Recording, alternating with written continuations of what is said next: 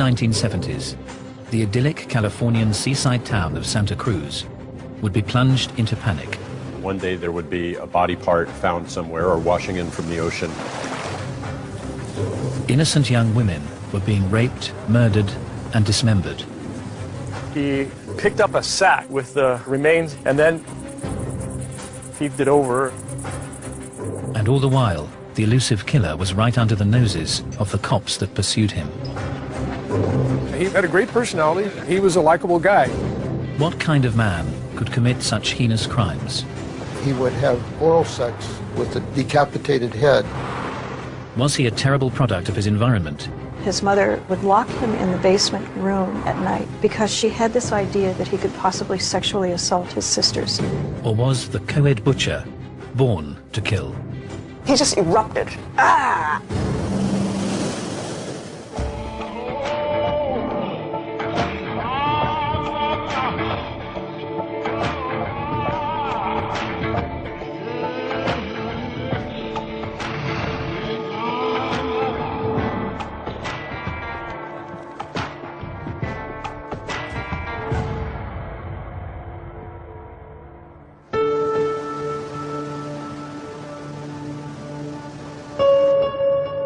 Santa Cruz up through the 60s was a small beach town. It was a surf town and it was a retirement town.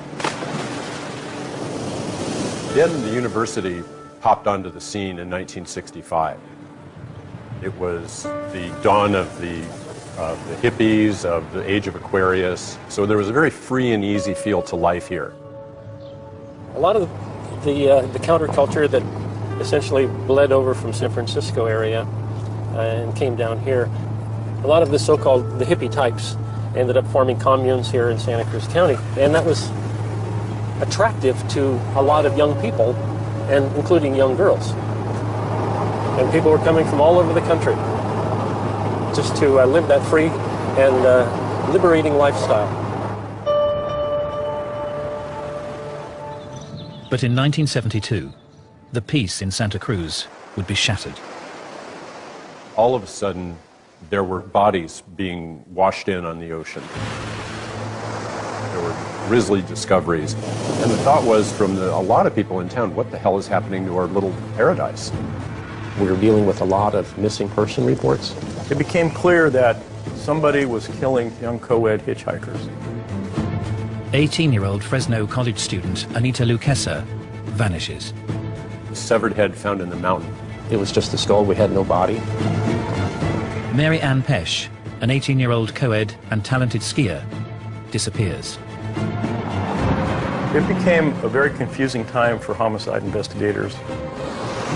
15-year-old ballet dancer Aiko Koo, abducted. It just seemed like a world gone crazy. Cindy Shawl, 18 years old and babysitting to earn her way through college, goes missing.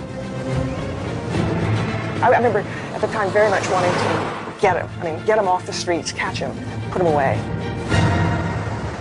The media christened the mystery killer the co-ed butcher.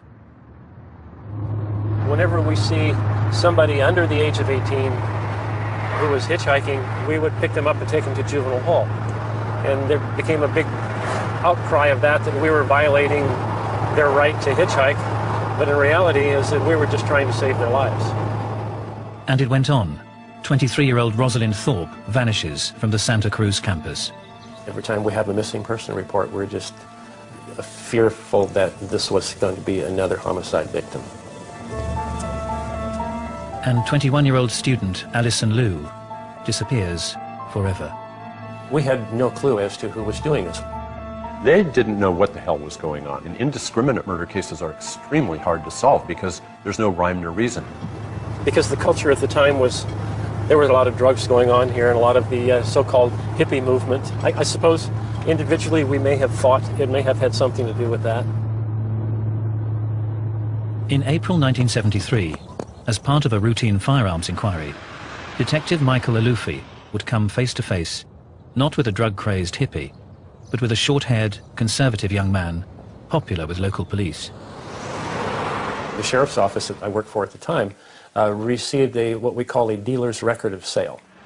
One of our records clerks brought back to us a file card and said, you know, this guy just tried to buy a gun, and his record was expunged, but I could see through the blackout that he was involved in a murder in Madera County some years ago.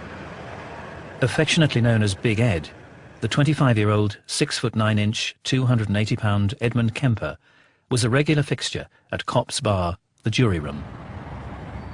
He would come down to a local watering hole that us police officers would go to after work and hang out and talk with us. He was had a great personality. He was very friendly, very outgoing, and he was a likable guy. The discussion became, well, who's going to go take the gun away from this guy? Because when you look at his dealer's record of sale, he's 6 feet 8.5 and 285 pounds. So he's a pretty big guy. So being the junior detective, I drew the straw. There was some apprehension involved, just due to the guy's size. Big man, big gun, and little old me. Although unfamiliar to Alufi, the gun owner was definitely not considered a suspect in the co-ed killings. Big Ed lived with his mother on a pleasant, peaceful suburban street.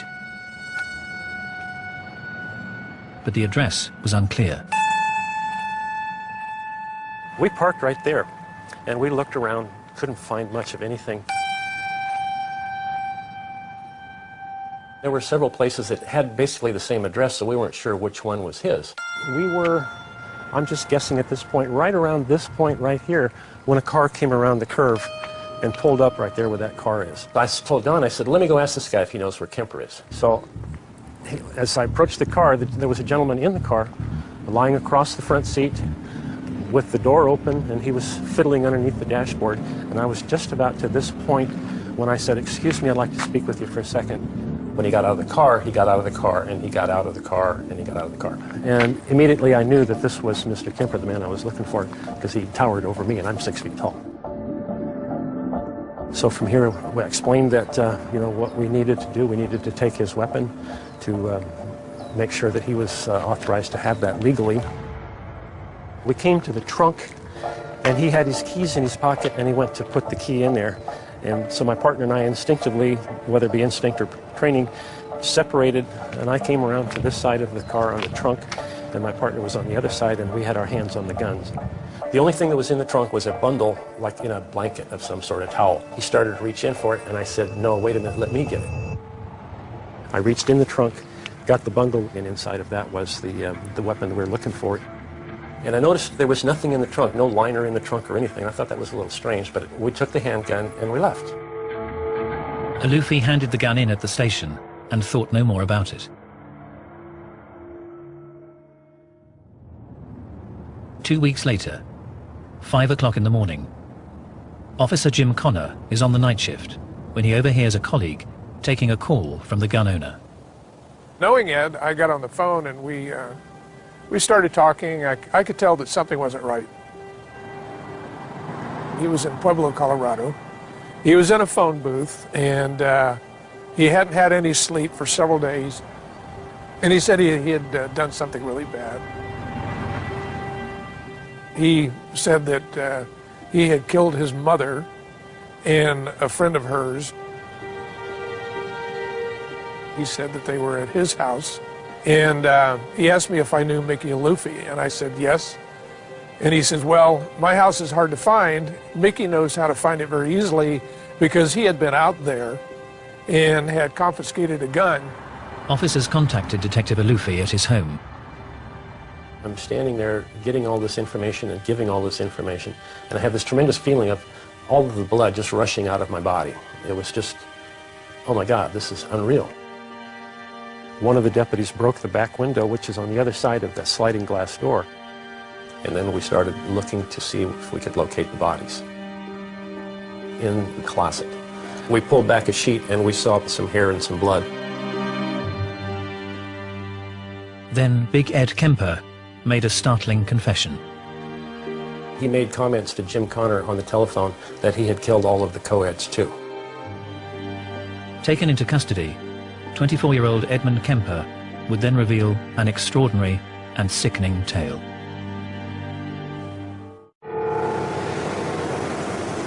In the early 1970s, the Californian beach resort of Santa Cruz had been stunned by the mysterious disappearance of a series of young college girls and a catalogue of gruesome discoveries.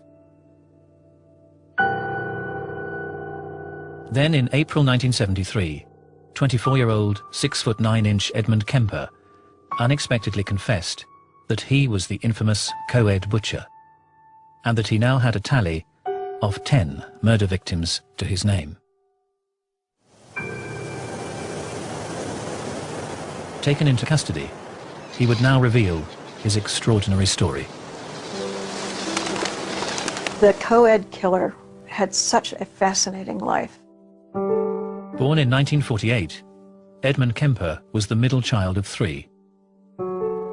His mother and his father were very strict disciplinarians. There was no leeway one way or the other.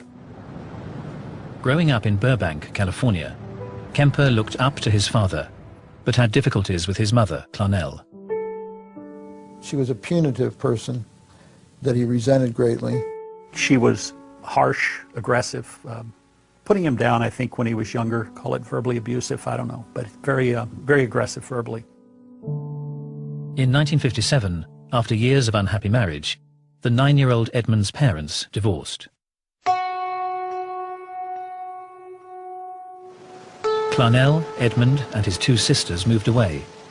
Kemper was already behaving oddly. He showed a lot of pathology as a child. He would cut off the heads of his sister's dolls, in other ways deform the dolls. At 10, he had made a comment that if he ever had to kiss his teacher, he would have to kill her. And when you think about a 9- and 10-year-old at that point having that kind of a thought process, you begin to wonder, you know, what is it about him? The young Kemper was developing a violent fantasy life. He moved from dismembering dolls to harming animals. He admitted once burying a cat alive, later digging its body up to play with. There's many serial sexual murderers that have a background of killing cats, torturing cats, tormenting cats. Why cats? Because cats are a female symbol. Kemper was showing warning signs that the FBI have since identified as common amongst a number of serial killers. Basically, you're dealing with a young male that is engaged in fantasies that are aberrant and destructive and violent before adolescent. You're looking at an individual that has a broken home, a cold and distant mother, a absent father through divorce or just abandonment. They get into animal torturing. There are patterns that are identifiable.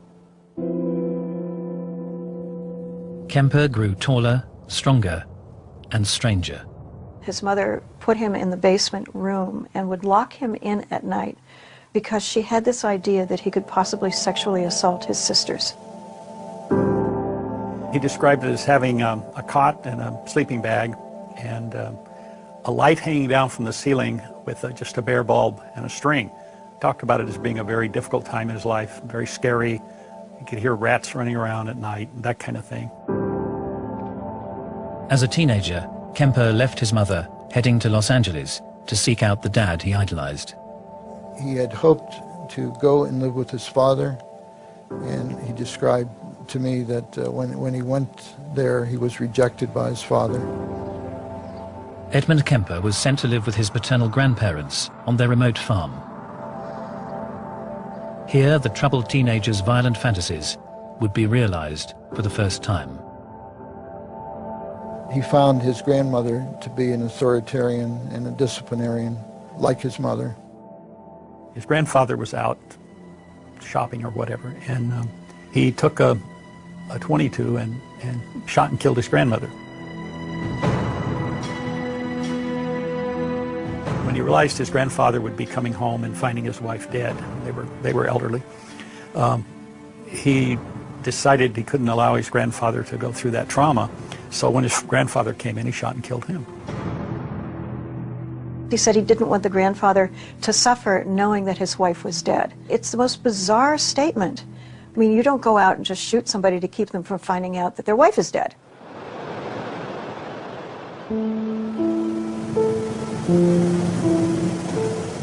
Kemper was diagnosed a paranoid schizophrenic and sent to the secure Atascadero State Hospital. That was a very harmful place for him to be institutionalized. He certainly learned a lot of bad things. Dr. William Schanberger was one of the facility's staff.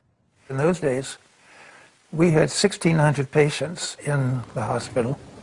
There were probably several dozen people who had committed murder, 800 mentally disordered sex offenders. We had psychology staff of only 10 people or so. Although not Kemper's therapist, Schanberger would have regular contact with the inmate. Ed is a bright fellow, and that was obvious when you were talking with him. He was kind of a model patient. The likable Kemper soon became a trusted assistant to the psychology staff that dealt with the hundreds of sex offenders. He had so much access to the records, and there would be detailed descriptions of the methods used in carrying out the crimes, techniques of deception. Remember, he was 15 when he went into the mental hospital, and he really had never had any sexual experience at all. Generally, what you'll find is that the child will pursue these violent fantasies, and in adolescence, the sexual element will come on board, and they will have sexual fantasies that develop along the lines of using people as an object rather than a partner. They want to do something to somebody, not with somebody. He had a fantasy life. He described himself as masturbating numerous times during a day when he was in the mental hospital. As part of his duties, Kemper had access to the hospital's psychological test papers. Kemper was very smart. He knew what a psychiatrist and psychologist wanted to hear. He knew all the criteria for different diagnoses. They treated him, and I think they thought they cured him. After 5 years in the secure hospital, Edmund Kemper, now 20 years old and 6 feet 9 inches tall, was released.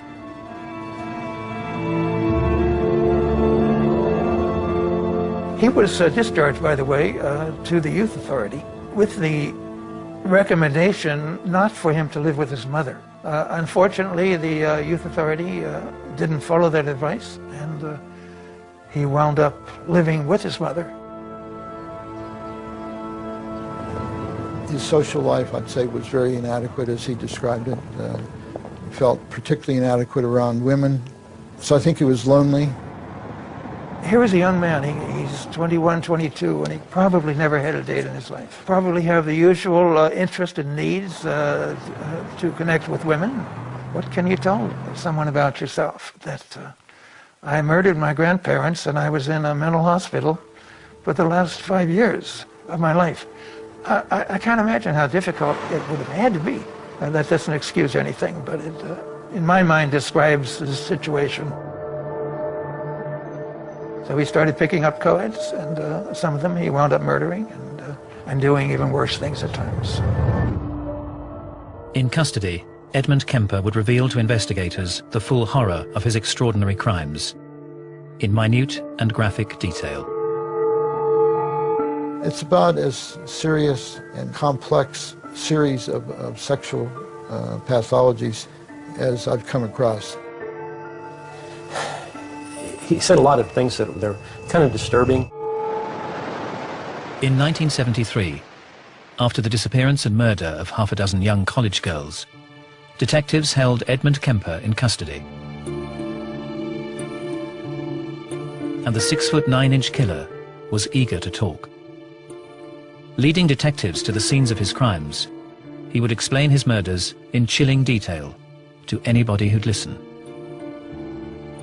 He talked and talked and talked, and just gave every bit of information you could ever dream of. And he goes into great detail about the things that he did to these girls. Most of the serial killers I've worked with fall into two distinct types. One group of serial killers will never like to talk about their offending behavior at all. Whereas the second group of serial killers are desperate to talk about their killing. They're desperate to be at the heart of the story. He said a lot of things that they're kind of disturbing. Investigators learned how Kemper had taken months to develop his strategy for abduction. He spent a lot of time traveling all over Central California and even down into Los Angeles. And what he would do is he would find hitchhikers and he would essentially do a practice run. As he would drive off with the young women, he would look over at them, think about fondling their breasts, and have great sexual curiosity about them. Over numerous trips, Kemper honed his harmless persona and perfected his plans. Only then did he feel confident enough to act out his fantasies.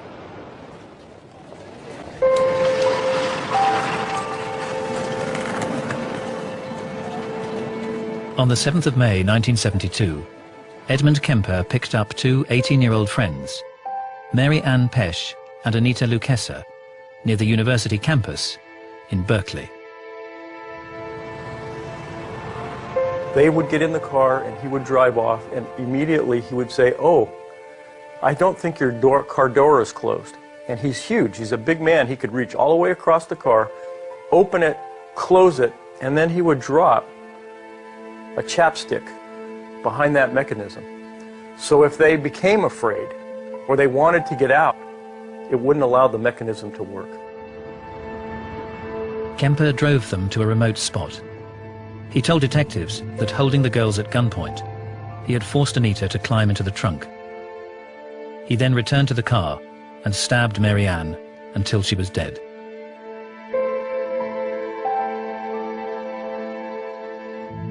Just think about Anita Luchesa in the trunk, listening to her best friend being stabbed and hearing her screaming. I mean, you know, this is pretty heavy stuff, actually. Kemper then opened the trunk and killed Anita. He took the dead girls to an apartment he was renting. There he dismembered them before dumping their remains in the mountains. All the while, the police hunted the mysterious co-ed butcher. The seemingly harmless Edmund Kemper was sitting next to them in their favorite bar. I remember Ed being there on many occasions, especially during the time of the homicides that were going on. He would come in and have a few beers with the guys. He was a likable guy. While he was with them, he was able to think about, here I am, an ongoing murderer, and they don't know anything about it, and they fully accept me, and I'm one of the boys. He was a police groupie, actually, is the best way of describing it. Many serial sexual murderers have a fascination with police. That's part of their psychology. And they do that for a number of different reasons. To hang out with them was one, but they also sometimes can follow the investigation and see if they're talking about it at all. This is very stimulating for them. It was just talk about, you know, a girl found here, a girl found there, and body parts washed up on shore, this kind of thing. It was the conversation among the guys when we were at the jury room.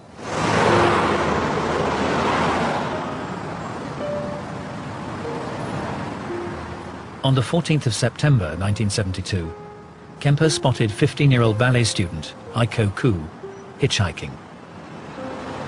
She'd missed her bus and was worried about being late for a dance class.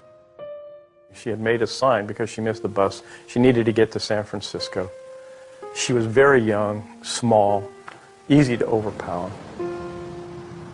Got in the car. He drove across the bay to San Francisco, but unfortunately for her, just kept going.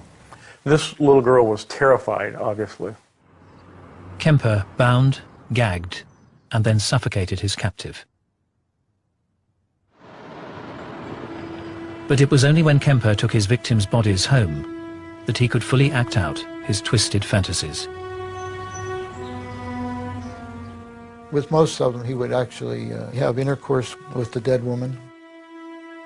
He would have sex with her entire body, then sometimes also with the decapitated body. And then sometimes he would have oral sex with the decapitated head. It's not unusual for a serial murderer to have sexual actions with a decapitated body. It's because it's not a person to them. To them, it's an object. I have the power to do anything I want with this woman. She's mine, and I can do anything that I'm curious about, do anything I've only dreamed about doing, and nobody can do anything about it. Power is a big part of it, but extreme sexual pathology is another. In order to evade detection, Kemper would separate his victims' body parts and dump them in different locations. One spot, just minutes from Detective Terry Medina's home. When I did find out that he was up here, that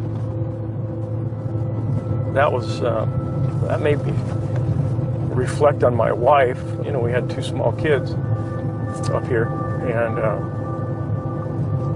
she would be home alone a lot. So that gave me kind of a funny feeling in the pit of your stomach. He was a predator.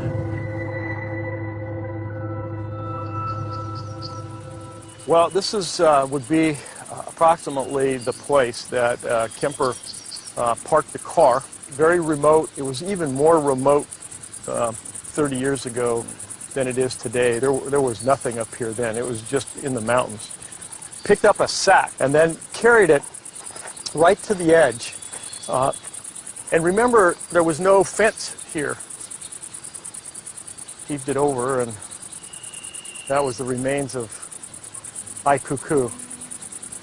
Of all of these murders, that's the one that I think affects me the most as I think about it. I mean, they're all brutal, but that one just seemed to stick with me. There's some, those of us that do murder cases, there's always some that seem to get inside you.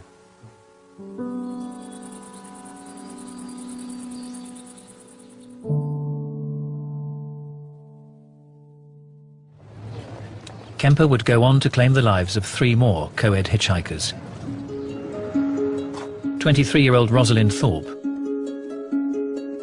21-year-old Alison Liu, and 18-year-old Cindy Shaw, babysitter to police officer Jim Connor's kids.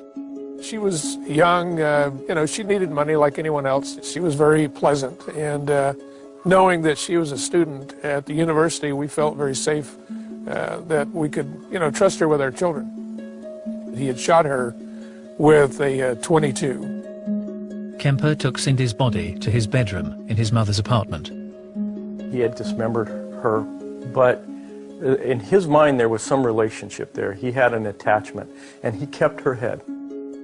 Kemper told detectives he'd hidden Cindy's head in his mother's backyard, beneath his bedroom window. He buried it, and it was about 2 feet down in the backyard, facing his bedroom window, so that there was some connection in his mind. It was unbelievable, because Ed seemed like, excuse the phrase, a gentle giant, you know, with a very nice personality and likable kind of guy, that he could be responsible for something like that.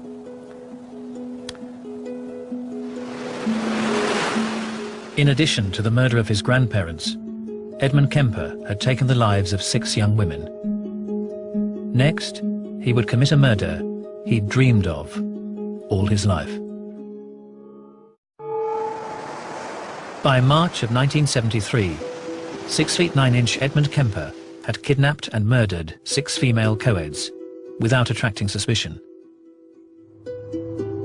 But in April, Detective Michael Aluffi's routine visit to confiscate a firearm had unwittingly sent the suspicious Kemper into panic. This whole process of me taking the handgun away from him, he was under the impression that I was playing cat and mouse with him. He thought we were playing a game, that we really knew he was the murderer. Kemper worried his mother, Clarnell, would now learn of his actions. He did not want her to suffer the embarrassment of what he did. Edmund Kemper resolved to finally commit a crime he had fantasized about since he was a child. He got up at 4 o'clock in the morning, took a hammer, went into his mother's bedroom, just jammed that hammer through her head several times. That was A very messy murder. Kemper's mother would suffer the same fate as the young co-eds, and more. He cut off her head, and then he inserted his penis into her mouth. Put it on the mantle above the fireplace and just yelled and screamed at it. And at times he threw darts at her face. He talked about all the time she had screamed at him and yelled at him or belittled him. He cut out her vocal cords and tried to destroy them in the garbage disposal unit at the sink, because it was her chastising him using those vocal cords that so bothered him. Fearing his mother's death would soon be discovered by her best friend, Kemper invited her to the house, murdered her, and then fled. It was only after driving for 3 days without rest that he called the police and gave himself up. Detective Medina was sent to the mother's apartment to process the crime scene. When we arrived, there was nothing disturbed. It looked like somebody had just left on vacation. We flipped over the mattress, and of course it was soaked with blood. And there was a note there. He left a note that said, "Sorry, gents, for the mess, but really had no time." That's the first time in my career, and I've been in this business 43 years, that, the suspect left the cops a note. The bodies of Kemper's mother and her best friend had been carefully hidden in 2 closets.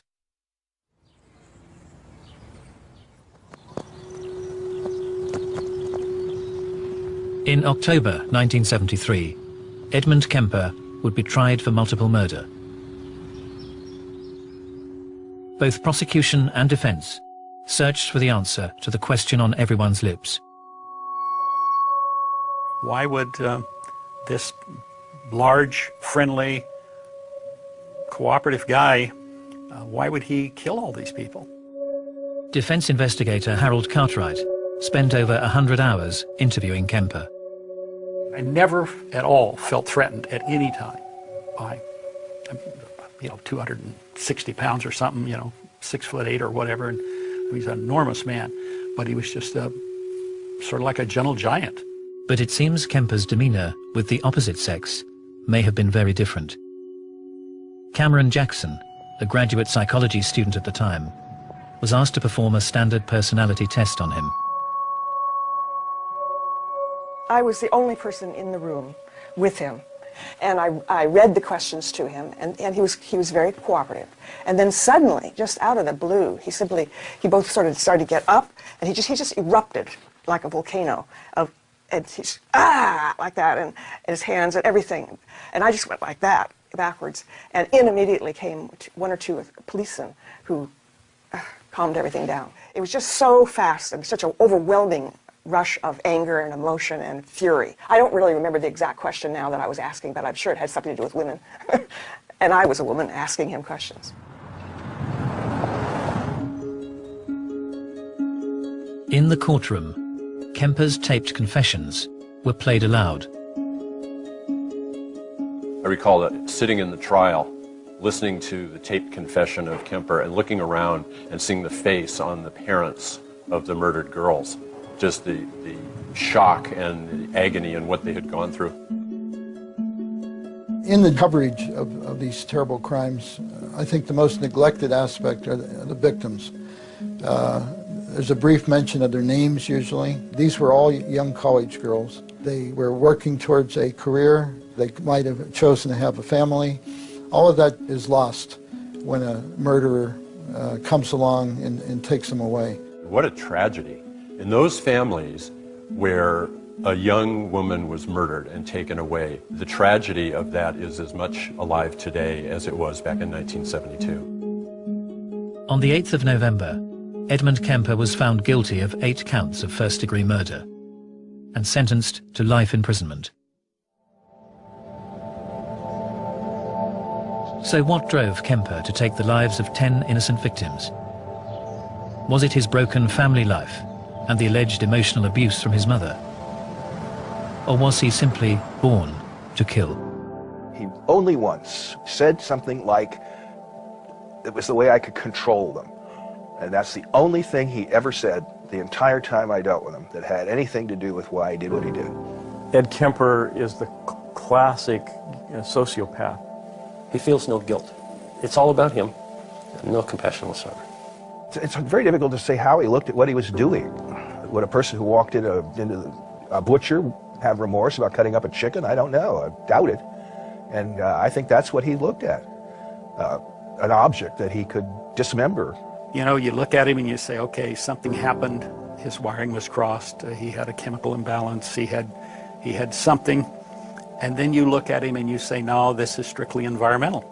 You know, the way he grew up, all the life experiences that he had led him to the point that he becomes this serial mass murderer. Maybe he was killing his mother all along. Who knows? I think when we're all studying serial murderers, we want to find something to blame. It's got to be this crazy mother that he had who locked him in the cellar, but she must have felt something. You know, people who are around serial killers for a period of time will pick up some type of a feeling. They can't describe it, but they know something. There are genetic and biological factors, there are sociological factors, and there are complex psychological factors, all of which interact. And if we're going to ever reduce and prevent these things, we have to attack it on all these levels. I don't think anybody is born to kill. I think everybody is born with a series of pluses and minuses in their makeup, both physically and mentally and emotionally. I think that things happen to people. Most people are able to cope with it, deal with it. Some people are not.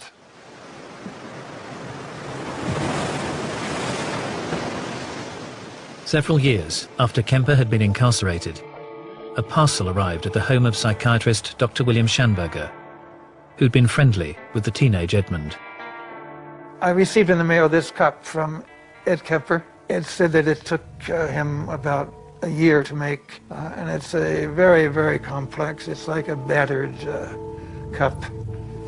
And on the cup is written also, I beg your pardon. And on the bottom, I never promised you a rose garden. Meaning to be, I think, a very serious apology. I think there is a side of him that would have given anything to be a normal person. I could see that in him. I could see it while he was testifying. There's a part of Ed Kemper that is as horrified and as disgusted with what he did as the rest of us are. I'm sure that there's no part of him that is happy with what he wound up doing.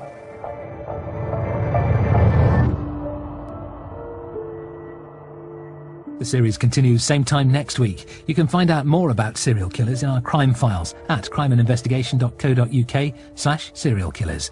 Next tonight, we're on the deadly trail of a brilliant scientist.